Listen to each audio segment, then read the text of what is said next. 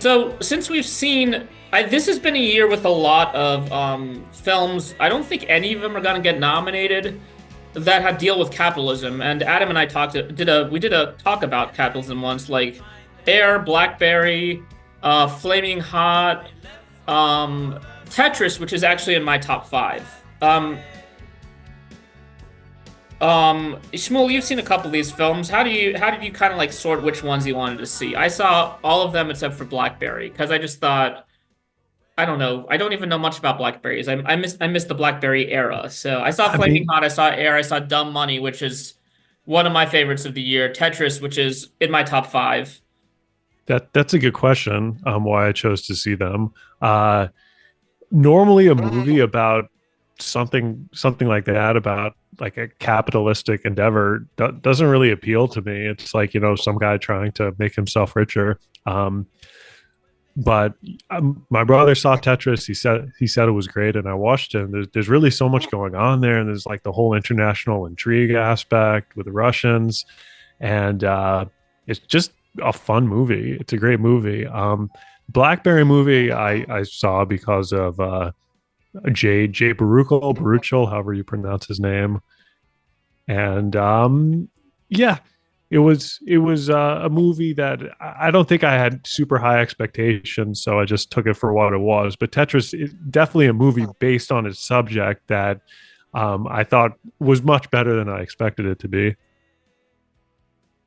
Yeah, either of you two want to chime in on this kind of like wave of capitalist movies? I think it's really ripe. I mean, the line between the haves and the have-nots, like how often are they making movies about it? It's pretty rare. So Yeah, I mean, there were always like movies about like class warfare and whatnot, and plenty in like a capitalist hierarchy. But the idea of it being expressed through commerce or through sort of creative or a corporate framework is maybe a little more rare, and that we're seeing such a wave of it this year with Tetris, with Blackberry, with Flamin' Hot, with Air. Um, I think is intriguing because of the two that I've seen there, Air and Blackberry. They're centered around these protagonists who care deeply about what they're doing and who are good at what they do for all intents and purposes.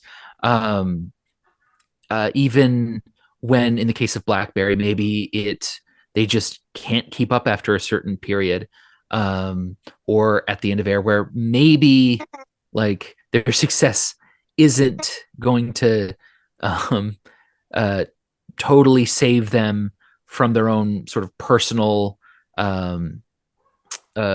issues or whatever.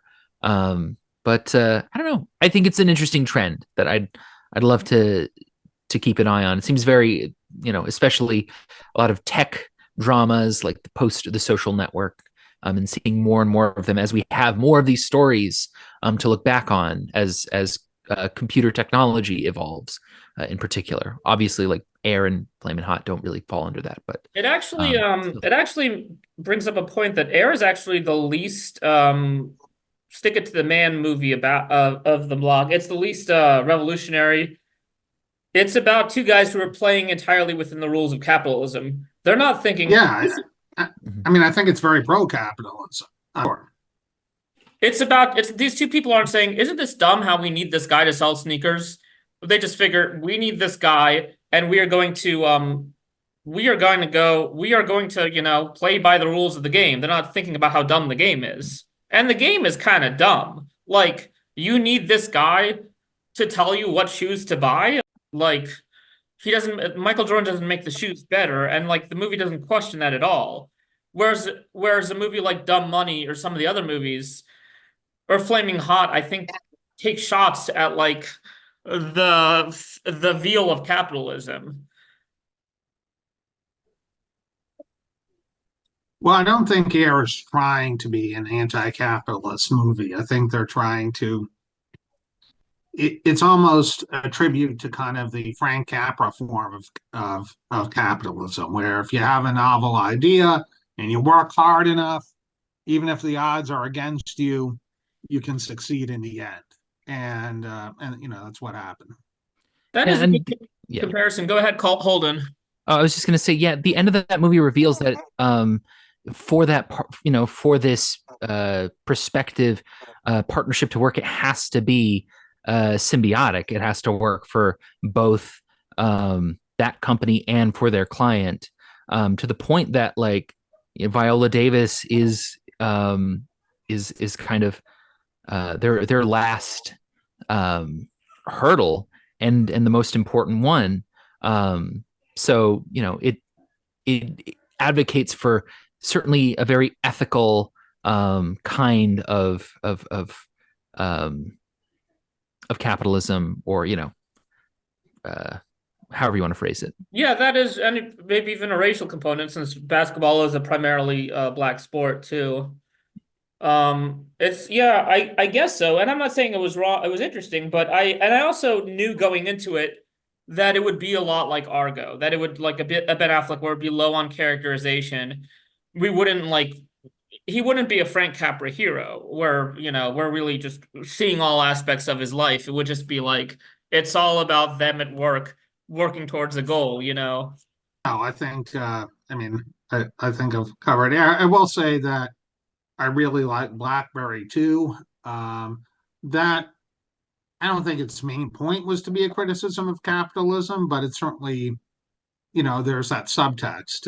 And I think it asks, how do you keep the soul of your business when you get too big too fast? And I thought Glenn Howerton, who's probably best known for It's Always Sunny in Philadelphia, was Love him. just amazing as Jim. I can't pronounce his last name, Bastille, something like that. He's a character who would have seen Wall Street and said, "Yeah, I want to be Gordon Gekko."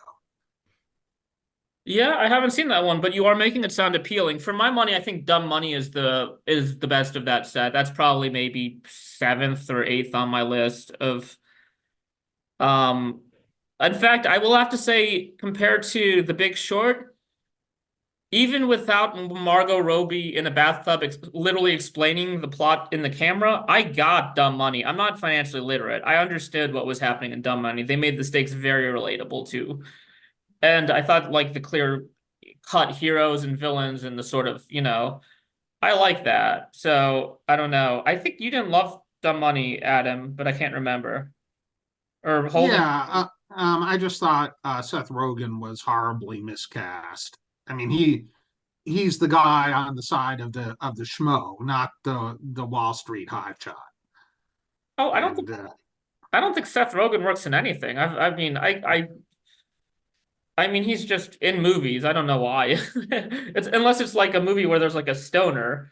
In fact, I don't like Nick Offerman either. I thought he was horrible in Parks and Recreation. I might be in the very small minority, but these are guys playing aloof guys who are detached from like reality. They're fine as like stock bad guys who only have a little bit of screen time.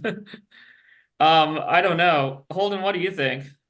I haven't seen. Oh, sorry. I haven't seen Dumb Money. I know that it has its fans. Um, but as far as I like Seth Rogen. He can he can certainly be good in things. He can even be good in like prestige movies. I love him and Steve Jobs. I think he's really winning in The Fablemans. I think he's maybe the best part of Take This Waltz, the Sarah Polley movie that I'm not like crazy about. And Nick Offerman, he has this thing. I think he does it well.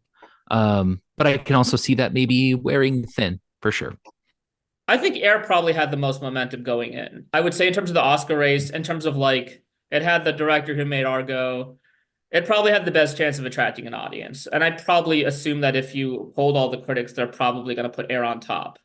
Like if they're, I think Metacritic does a list of like the top like 30 movies of the year. I don't think any of them will got nominated for Oscar, but I think Air might come the closest.